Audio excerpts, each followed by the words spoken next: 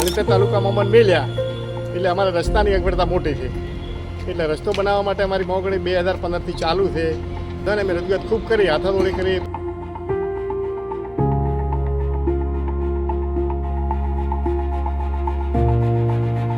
ચૂંટણી બહિષ્કાર કરવાનો નિર્ણય લઈ અને માનનીય મહેરબાન કલેક્ટર સાહેબશ્રીને આવેદનપત્ર આવ્યા છીએ.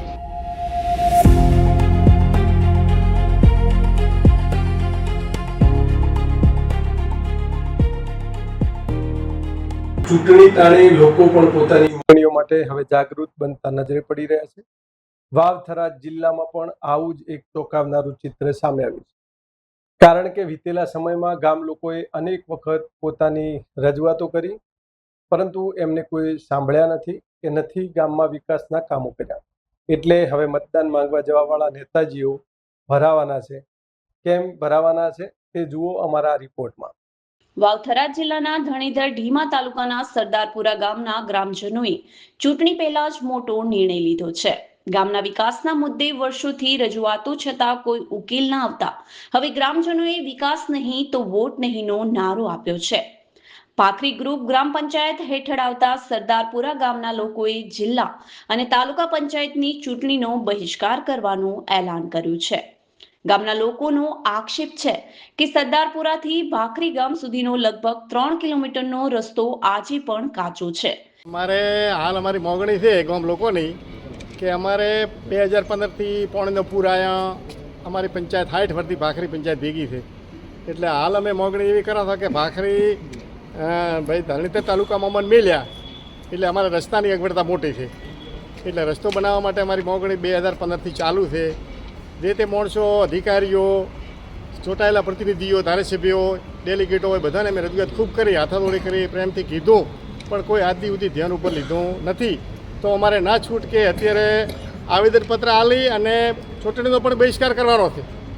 અમે ગામ લોકો મળ્યા બધા ભેગા, ચૂંટણીના ડેલિગેટો આવ્યા કે ભાઈ તમે અમને વોટ આલ દો, એટલે અમે થોકી ના પાડી ગામ લોકો કે ભાઈ અમે ચૂંટણીમાં માનતા નથી હવે, કારણ કે અમારું કોઈ કામ થતું નથી.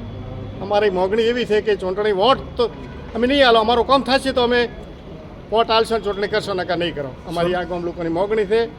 અને હવે અમે અત્યારે બધી જગ્યાએ અરજીઓ આલી છે અને આવેદનપત્ર આલ્યું છે કે ભાઈ અમારી મોગણી સ્વીકારશે તો અમે વિચારશો ગામ લોકો બધા મળીને. આજે શું કરવાના તમે? અત્યારે અમે કલેક્ટર સાહેબમાં આવ્યા હતા કે અમારી આ મોગણી સ્વીકારે સાહેબ, અને અમને આનો શું જવાબ આલે છે પછી સાહેબને મળી અને સાહેબ શું કહેશે એ પ્રમાણે આગળ વધશે. અને ગામ લોકોની તો અમારી મક્કમતા જ છે કે અમે ચૂંટણીનો બહિષ્કાર કર્યો છે. સાચો છે. શું નામ આપનું? બરાબર. અને જે કોઈ રસ્તો છે, સાયફન છે, જે તે અમારા ગામની સુવિધાઓ છે સરકાર તરફથી મળતી અમને દરેકને ગામને.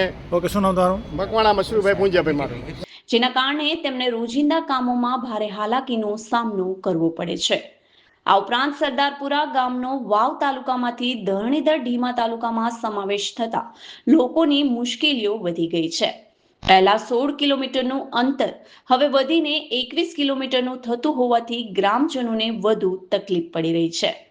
સાથે સાથે ગામમાં નર્મદા કેનાલનું પાણી ભરાવાની સમસ્યા પણ ગંભીર બની છે.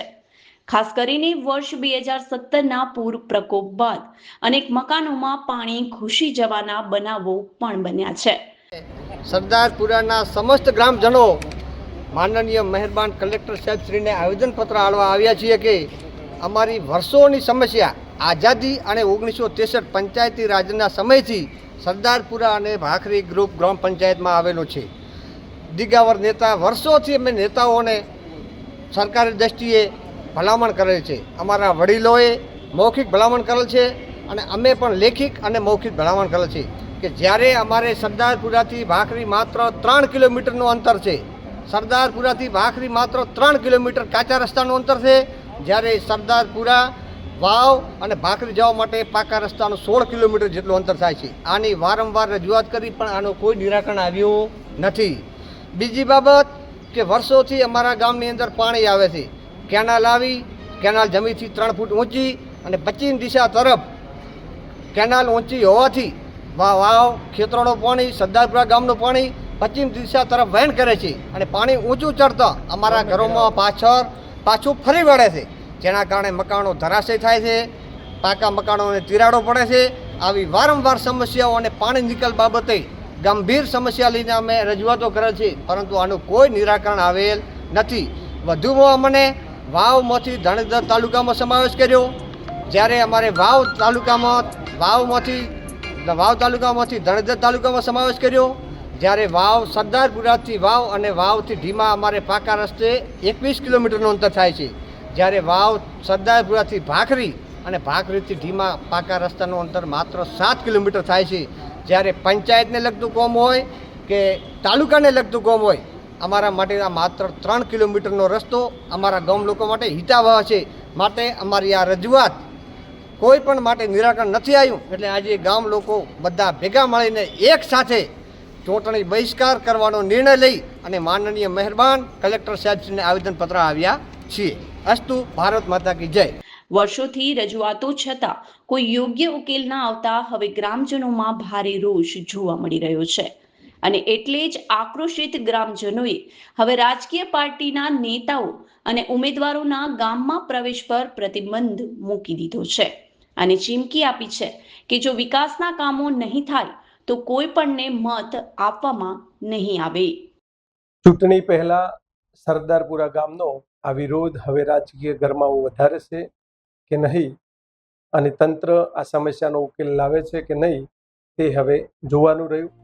આવા જ અન્ય સમાચારો જોવા BVT વર્તમાન મીડિયા સાથે જોડાયેલા રહો. નમસ્તે.